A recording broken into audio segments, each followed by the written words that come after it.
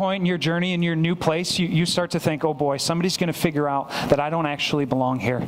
Somebody's going to figure out that I'm not smart enough for this class. Somebody's going to figure out that I'm not going to fit. And so knowing that that's what many of you walked into this week, I want to start by just giving you the message in one sentence. If you forget everything else I say, you can leave, you can give up on the message halfway through. At least walk away with this. If you leave with nothing else, walk away with this. You belong here. That's it. You belong here. In this group of people, when you walked through these doors, even if this was your first time, this is a group of people that you can belong with. And you don't ever have to wonder, what if they figure it out? What if they realize that I'm not? What if I don't measure up to? What if you belong here. We've been walking through this series together called Living the Love. And in this series, what we've been doing is answering the question, what difference does Christianity actually make for your life? Is Christianity just kind of a Sunday morning routine? Is it just like a list of morals that you try to follow and live the best life that you can? Or is it something else? And we've spent the last 8 weeks talking about this. This is part 9 of a 10-part series. We're going to wrap it up next week, which means that if this is your first time here, there's 8 weeks of stuff that you can catch up on if you want to, or if you forget some of the things that we talked about. We don't have time to review everything this morning, so you can go on the YouTube page, you can go on the website, you can catch up on everything that we've talked about up until this point. And this morning we're going to add to that answer. What difference does Christianity actually make for your life? And the way that we've been getting at the answer to that question is by reading a letter that the Apostle Paul, a guy who used to murder Christians but then became a Christian missionary, he used to hunt down churches but now he plants churches, a letter that he wrote to a group of Christians, brand new Christians, living in a city of Corinth. And remember what we've said about the Corinthians. They are pull yourself up by your bootstraps type people. They have a tremendous passion for sports and competition. They have an unbelievable opportunity for affluence and a general sense that they are the center of the universe. So they're pretty relatable. Chapter 12, starting at verse 1.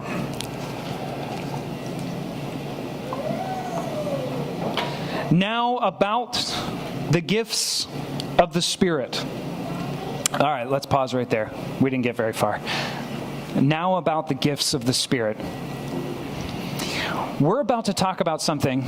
Paul is about to talk about something that he's going to breeze over super quickly, and we're supposed to just accept it as normal. He's going to talk about some weird things that are pretty distracting, maybe a little bit unsettling. They are not normal. You might even say they're paranormal, and they may make you feel uncomfortable. They may bring up some pain for you. They may confirm your skepticism about Christianity. And I want to pause before we get into what he says to point that out, because it's not the point that he wants to make, but it's kind of hard not to be like, what are we supposed to do with that? When I started prepping for this text this week, when I started prepping what I was going to say to you, while I was reading it, the thing that I kept thinking was what Paul does here, it sort of feels like if I wanted to show you my awesome 2008 Pontiac Torrent, no big deal. If I wanted to show you my car and I brought you out to the car and I was like, check out how the fake chrome is like peeling off the wheels and stuff, and check out, this is how the shifter works, and I start showing you all the features of the vehicle. Here's how the windshield wipers work, almost like I was trying to get you to buy the car. And then I popped open the glove box and there was a severed gorilla hand in the glove box. And then I just shut it and was like, that's the glove box, and over here is where you stick the keys in, and over here's how you work the radio, and here's how the air conditioner works. The whole time you'd probably be thinking, while I'm talking about the radio and the air conditioner and all the rest, you're going, wait a second. There's a gorilla hand in the glove box. Yeah, don't worry about that. Here's how you move the seat back and forth, and here's how you roll the windows down. Oh, no, there's a gorilla hand in the glove box. You can't just not explain that. So I want to talk about the gorilla hand in the glove box as far as this passage goes. Paul's going to talk about spiritual gifts, and the ones in particular that might cause you to go, wait, hold on a second, what? Especially if you're new to church, especially if you're new to faith or Christianity, is speaking in tongues, prophecy, and gifts of healing. These are, when we talk about spiritual gifts, we're talking about abilities that are given by God that a person would not otherwise possess.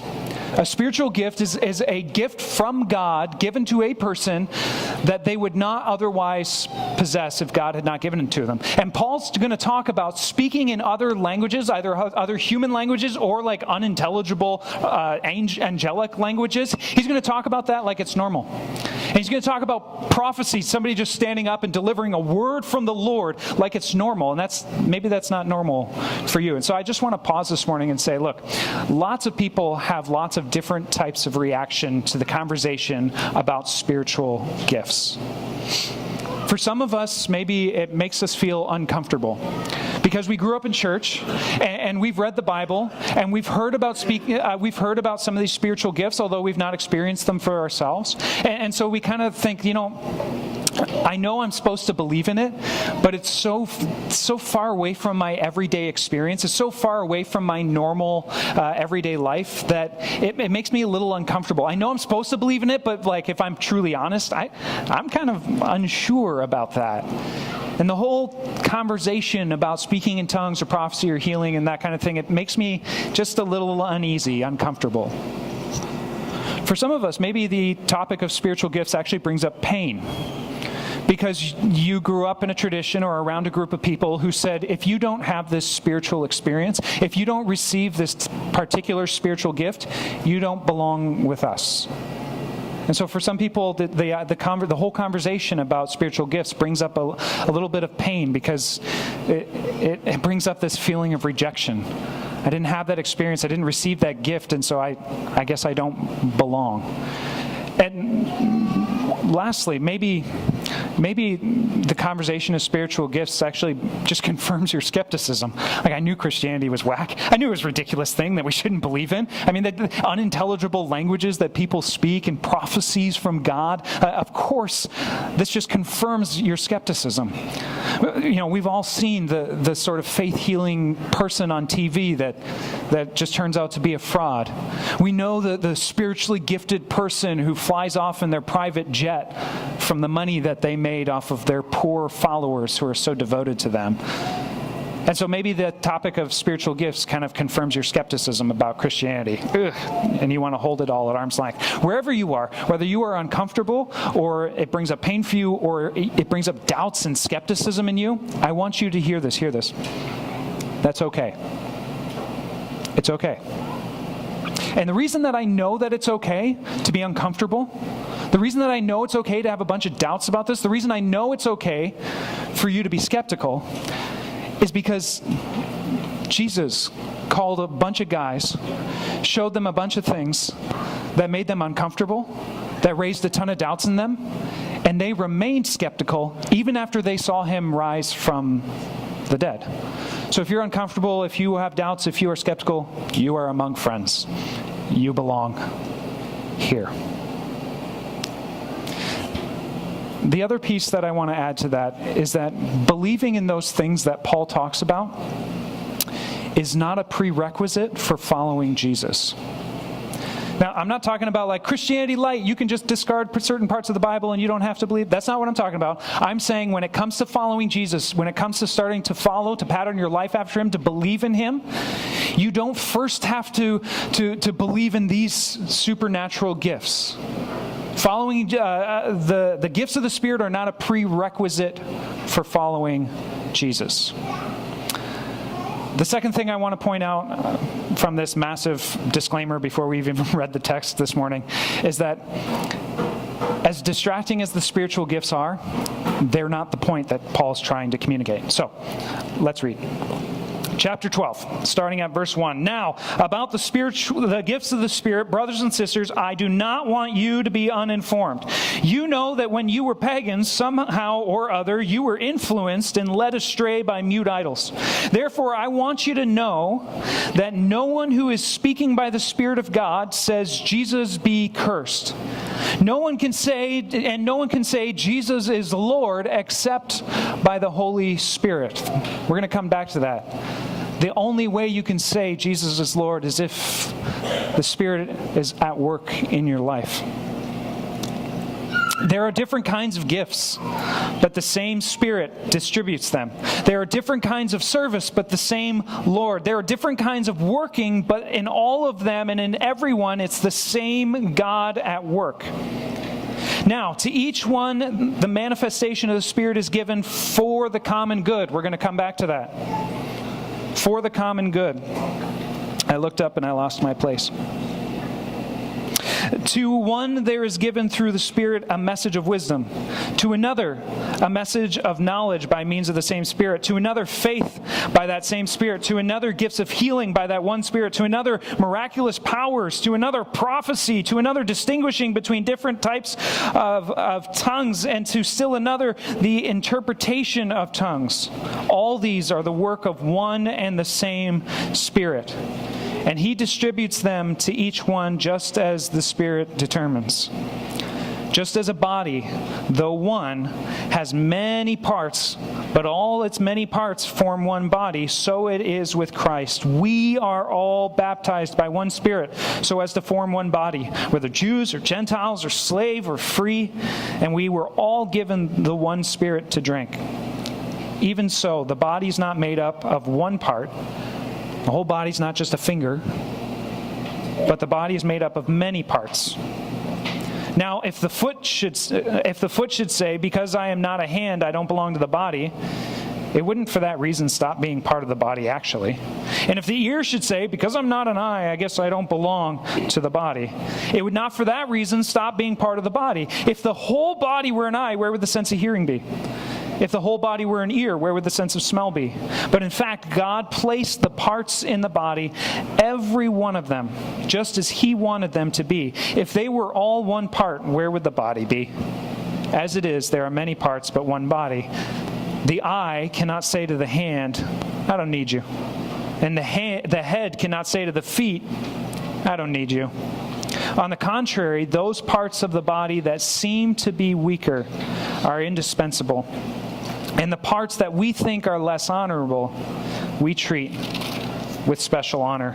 And the parts that are unpresentable are treated with special modesty, while our presentable parts need no special treatment. But God has put the body together, giving greater honor to the parts that lacked it, so that there should be no division in the body, but that its parts should have equal concern for each other.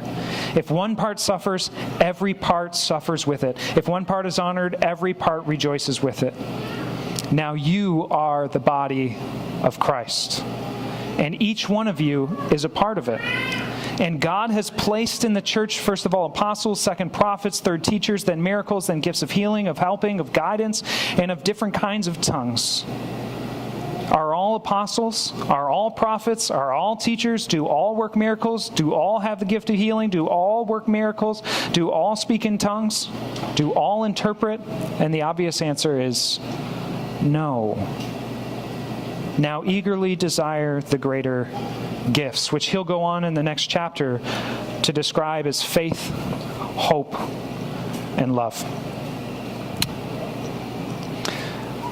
This morning we're going to talk about the problem that's going on in Corinth, because I think it's helpful. If you understand the problem that's going on in Corinth, you really get what Paul's trying to say here. We're going to talk about the solution, Paul's solution that he outlines in this text. We're going to take this sort of convoluted thing that we just read that's got a lot of repetition in it and make it plain and make it simple. And then we're going to apply it to your life, apply it to my life, our life together. So, for starters, what's going on in the Corinthian church? Why is Paul saying this? What's the problem in their church? Well, Paul is writing to a group of people who are meeting together, not in a public place like we meet for worship, but they're meeting together in somebody's house. Remember, we talked about this last week. When the church would gather for worship, they would gather in somebody's house. They'd usually gather in a wealthier person's house who had a room on the house called an atrium. And the atrium was sort of like a half inside, half outside room that could accommodate the whole church, like 30 or 40 people. And we actually know, believe it or not, we know a ton about early church worship. And the reason we know a ton about it isn't actually because of the Bible, but it's from letters that were written by people outside the Bible. This is actually very interesting, especially if you like history. There was a guy named Pliny the Younger who got employed by the Roman government to go and seek out churches and infiltrate them to try and sort out what it was that they were up to and what they were doing so that they could find a way to accuse Christians and arrest them and persecute them. And Pliny writes back and forth explaining what's going on in Christian worship. He's not a Christian, and he's not writing to a Christian. He's writing to his superior. And he tells us what Christian worship happened to look like in the early church. They would get together before the sun rose each day during the week. We are late. They get together before the sun rose every single day, and they would start their worship off by singing a couple of songs together. Then they would together say a statement of faith and sort of pledge allegiance to Jesus. And then after that, they would have a time of prayer, and they would talk about the apostles' teaching, talk about Matthew, Mark, Luke, John, maybe read from one of Paul's letters, maybe read from one of Peter's letters. They would talk about the apostles' teaching about Jesus, and then they would commit to living that out together. Somebody would say a blessing, and then they'd go off to work for the day. What's going on in Corinth? What's wrong with them? What happened was when they started gathering for worship, people who had received the gift of speaking in tongues or the gift of prophecy during the worship service would just interrupt the whole thing and be like, oh, I have a word from the Lord. Or they'd start speaking in an unintelligible language that nobody was able to actually interpret. And they would just keep interrupting people. While people were having a discussion about the teaching of the apostles, a Corinthian with the gift of prophecy would just trample over somebody's ideas. And Maddie's like, well, here's what Paul was saying, and here's how I think this applies to my life. Here's how I think it applies to that's enough, Maddie. I have a word from the Lord. That's how they were treating each other. And the people with the gift of tongues and the gift of prophecy in particular were stepping on everybody else so that they could be heard. It's interesting. Their worship services started becoming really distracted and chaotic. The gifted were sort of raised up, and the special gifts were honored. It was almost like they started worshiping the gifted instead of the giver of the gift. Interesting.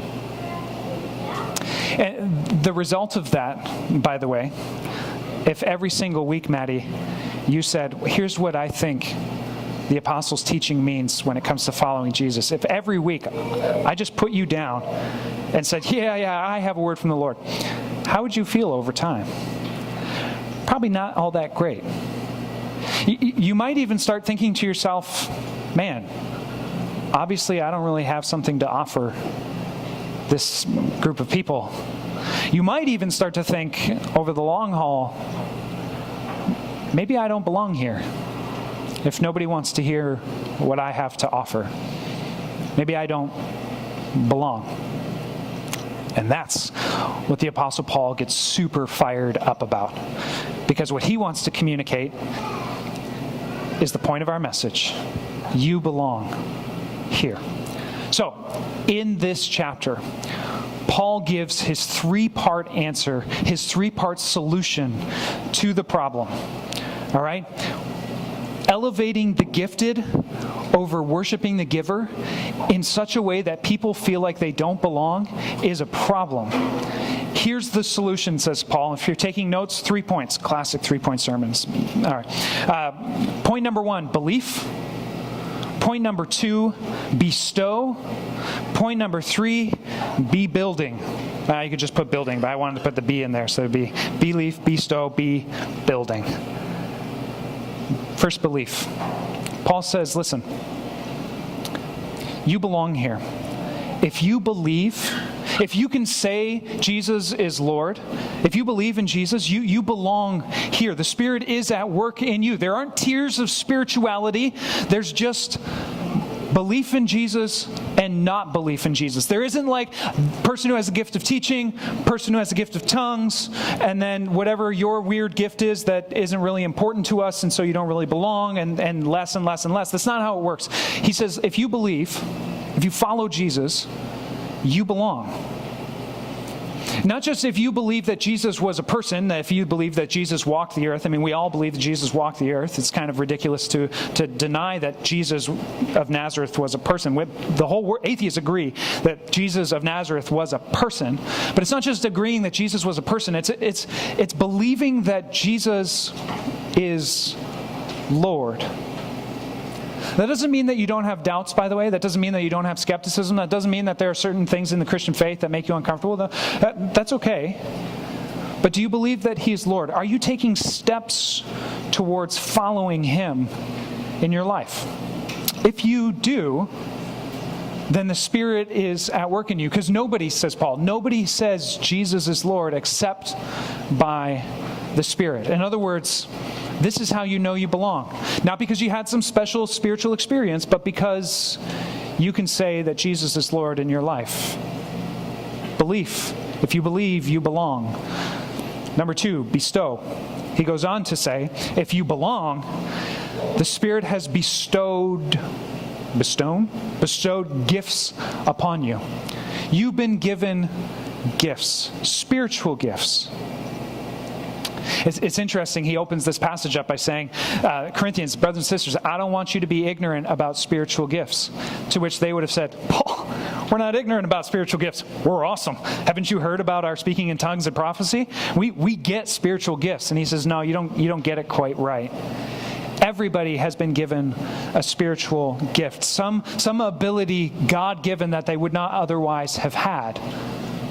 But you think that tongues is the most important. You think that prophecy is the most important, more important than everything else. And you're starting to exclude people. You're starting to pride yourself because of your gift. That's ridiculous, says Paul. It's a gift. How do you take pride in a gift? What's the matter with you? How do you boast in something that's not actually from you, but it was given to you from somebody else? You can't boast in that. You can't exclude people because of that. That's ridiculous. And so he gives the point number 2 is all of the gifts that you have are given to you. You did not earn them. You did not develop them with hard work and perseverance. They were given.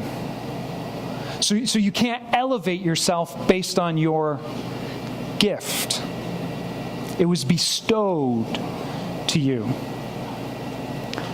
It's interesting. He gives this list of all the different types of gifts. In 1 Corinthians 12, there are gifts of administration, there are gifts of being an apostle, of discernment, of faith, of healing, of helping, of knowledge, and of wisdom. And you know what the last things on the list are?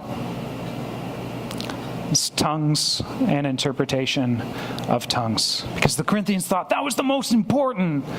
And his point here in giving the list is not to tell you exhaustively these are the only gifts. There are lots of other gifts that the Bible talks about as exhortation, gifts of generosity, the spiritual gift of mercy, spiritual gift of serving, spiritual gift of evangelism. This list is not exhaustive here. He's trying to point out of all the gifts you need to understand, tongues is not the most important. You can't elevate yourself based on that gift. Everybody has been given a gift. Lastly, what do I do with that gift? Your spiritual gift has been given to you to build the body. In other words, to serve. Earlier on in the letter, Paul says, listen, the prophecy is the gift of prophecy, for example. It's about encouraging. It's about consoling. It's about building people up. Your spiritual gift, whatever it may be, even if you're sitting here right now and you're thinking to yourself, I don't even know what my spiritual gift is. When you get to the place where you're like, I have the spiritual gift of, you fill in the blank, you need to know that that's not for your own personal promotion. It's also not for your own sort of secret moments of ecstasy. The spiritual gifts are for building up the body. Paul says for the common good, for encouraging, for consoling, for building up the body. Because that's what you are, says Paul. You are a body. Just like a body's got all kinds of different parts. The body's got foot and foot bones connected to and it's got knees and it's got shins. And the body has all kinds of parts. And that all come together to make one body. In the same way, he says, listen, church, you are like a body. You're not all the same. You don't all have the same gift, but you all belong. You belong. Hands can't say, I guess because I'm not a foot, I don't belong to the body. Do you know who he's speaking to in that moment? In that moment, he's talking to the Corinthian, like Maddie in the example, who keeps getting talked over in worship, who keeps getting sort of pushed to the side because somebody has a word from the Lord, because somebody's got some tongues to speak. He speaks to that person, to the Maddies of the group, and says, listen, just because you don't have that gift doesn't mean that you are no longer a part of the body. You belong here. And then he kind of makes the turn and speaks to those with the sort of supernatural kind of gifts that make us go, what? The gorilla in the glove box type gifts. And he says, listen, you can't look at the other people in the gathering and say, we don't need you. We don't need your gift, Maddie. We don't need you. We don't need whatever the Spirit's doing in your life. I don't even know. I don't feel like taking the time to get to know. We don't need that because we have me. And I have all the gifts that we need. Paul says, no. That doesn't work. You're a body. You all need each other. So if you believe, you belong. Even though you're all different. And if you belong, you've been gifted. Gifted to build, to serve. And I'll tell you the reason why I know this is true. Like I said at the beginning. The reason I know this is true is because if you think about it, taking a diverse group of people and gifting them to accomplish a mission is exactly what Jesus is all about. You think about how Jesus operated in his ministry. He took people who were very different. That's why Paul says it's Jew, it's Greek, it's slave, it's free. Jesus took people who were completely different and he put them on the same team and he gifted them to build something. Think about Matthew, who the tax collector spent his life working for the government, paired alongside of Simon the Zealot, who spent his life trying to tear down that same government. And Jesus is like, you guys are both on the team. What? Talk about walking two aisles of the political, two sides of the same political aisle. It's ridiculous. Jesus put them together, gifted them to build, to serve, to encourage, to console. Think about the Apostle Peter, uneducated fisherman, who probably before he met Jesus figured that his life was going to be all about taking over his dad's fishing business and then retiring someday, or probably dying. That was his life. And the Apostle Paul, uber educated, taught to be a Pharisee by the leading Jewish scholar in the first century. And Jesus gifted them, put them on the same team, planted all kinds of churches all over the Mediterranean basin in the Roman Empire in the first century. Two totally different people, two gifted people, two huge impacts. All because, by the way, those people answered Jesus' invitation. Follow me. Follow me. Believe in me. You believe in me and you'll belong to the church.